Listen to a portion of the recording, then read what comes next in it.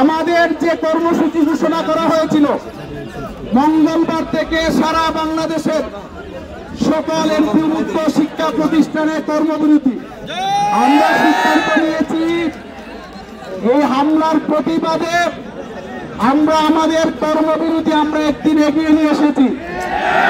আমরা ঘোষণা করতে চাই আগামীকালকে থেকে সারা বাংলাদেশে 30,000 এমপিভুক্ত স্কুল, কলেজ, মাদ্রাসা এবং চাকরি সকল শিক্ষা প্রতিষ্ঠানে প্রজ্ঞাপন জারি না হওয়া পর্যন্ত লাগাতার কর্মবিরতি চলবে।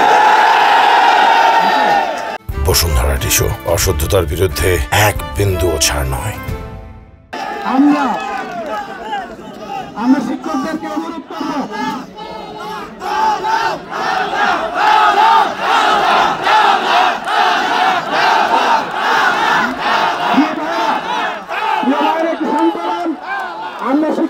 অনুরোধ করব দুই একজন স্টাফ দিয়ে প্রতিষ্ঠান খোলা রাখবেন।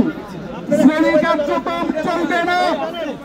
কিসের লেখা, কিসের পরব, সবার গ্রহণ হবে শহীদ মিনার ইনশাআল্লাহ।